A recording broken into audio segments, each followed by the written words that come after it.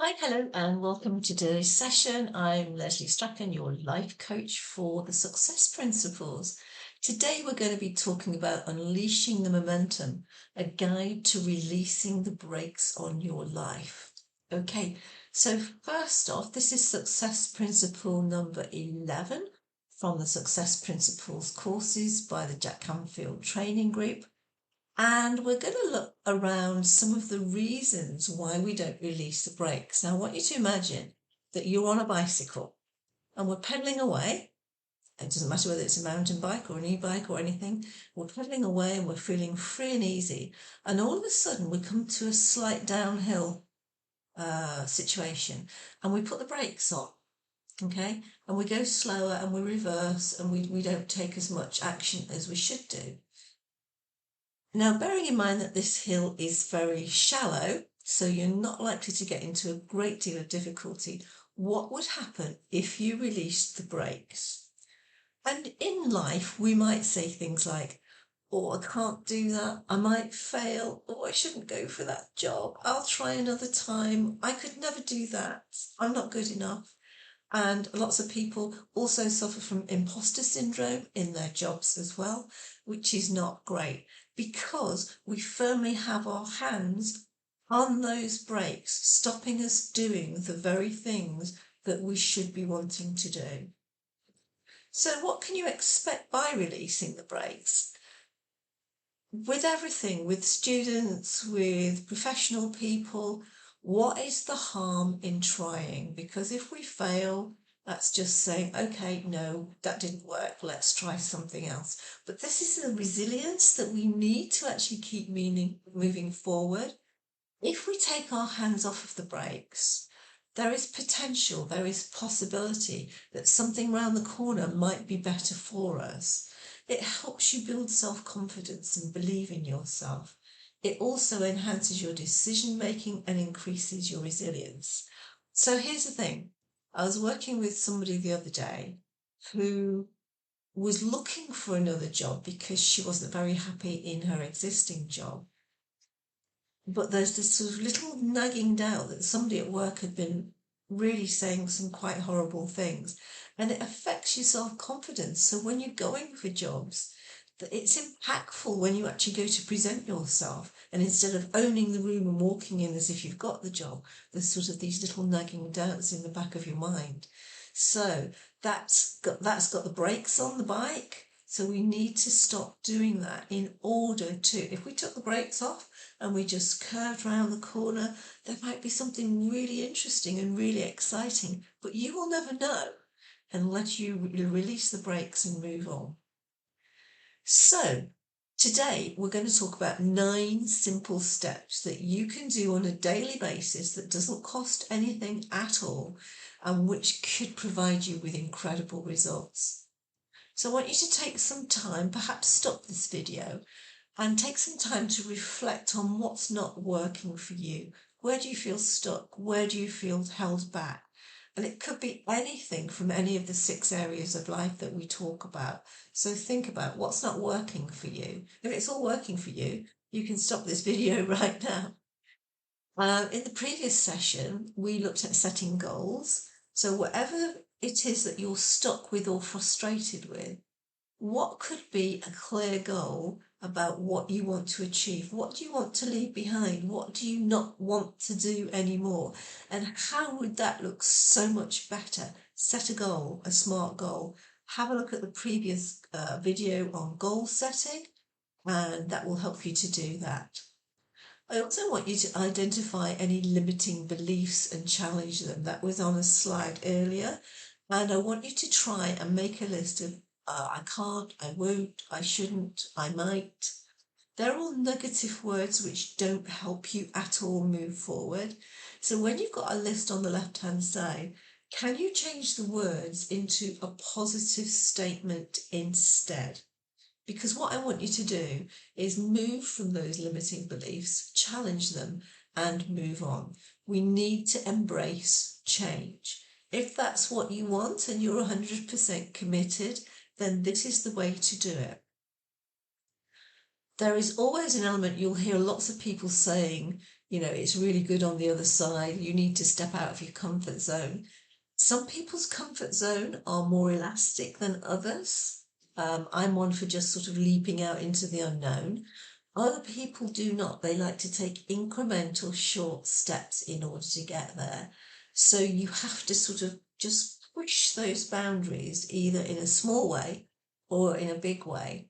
And as we talk about every single time in our life coaching workshops, you have to take 100% responsibility. No one else can do this for you. No one's going to do your push-ups for you. No one's going to lose that weight for you. You have to do it. And I also want you to do, or I want to take action, is to surround yourself with positive people. We all have people around us who are uplifting. We also have people who are little woodpeckers in our head. Oh, I wouldn't do that if I were you, dear. Don't talk to those people anymore or have less contact with them. And you might say to me, that's not as easy as it sounds. It actually is. It depends whether you want to do it and whether you want to take 100% responsibility for those relationships. Here's one I'm not particularly good at, is practicing self-compassion. Yes, things are going to go wrong. Things are going to go pear-shaped. You need to take some time out for yourself. And it's really important that you do this in a world now where everything's at 100 miles an hour. Take time away, go for a walk the dog, watch TV. I don't know, whatever it is you do. I do a lot of historical dancing, as many of you will know. So I do that because it's a completely different world that I enter into when we go back in history. And there's some pros and cons, obviously, to that. But it is about looking after yourself, because if you're in a family and you're the head of the family, if you fall over, then, things start falling apart. The ninth step is to stay persistent and patient with yourself. Things will come to you when you are ready to receive them. If you keep pushing against a locked door, it won't happen, but you can take little steps towards that new job, towards getting fit, whatever it is you want to do. I don't mind, but have patience and have persistence. So every morning, I want you to get up and do something towards who you want to be and what you want to have and where you want to go. Just one thing.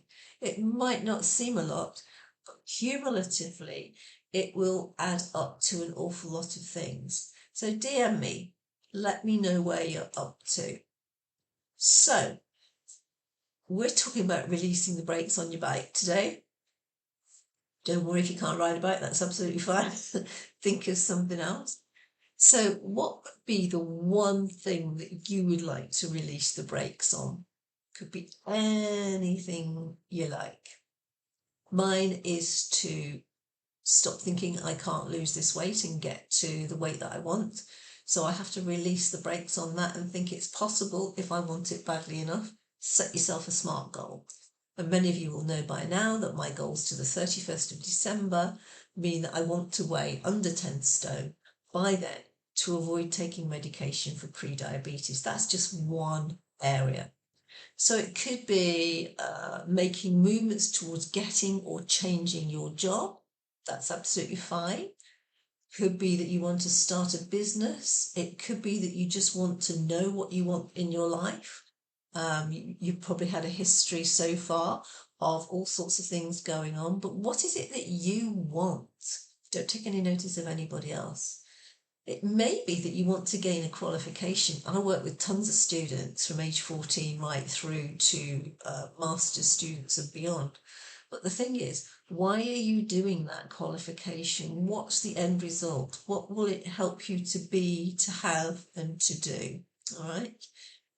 Could be that you want to start a new hobby. We've talked about that before. The self-compassion bit as well. Could you join a book club if you wanted to? Could you join a tennis club if you're sporty? Could you take the day out and go out with the family or something like that? The 120 emails a day will still be there whether you are or not. So you need to practice that compassion to yourself. Do you want to lose weight? Yes, I do. You may have a bit of imposter syndrome. Oh, I'm not qualified enough. Oh, I haven't been here long enough. But you need to take the opportunities around you in life and stop being an imposter. You clearly have the role, whatever that is. You clearly have that role because you're competent at it. So you're not an imposter at all. You're doing a fantastic job. So I kind of need for you to remove that from your vocabulary. So that could be the one thing.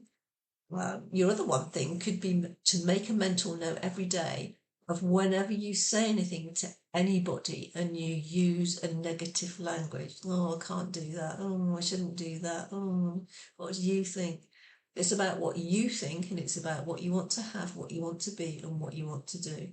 Could be that you want to help other people, go down the local food bank, go to the local charity shop, especially for teenagers. If you have teens in your household, or you're working with teens in the education sector, this life experience of working in the community, whatever that is really, really helpful for your CV. So if you've been made redundant, fine. I went off, got made redundant 4 times. So I went off and became a volunteer mentor in schools. It's so fulfilling for both parties.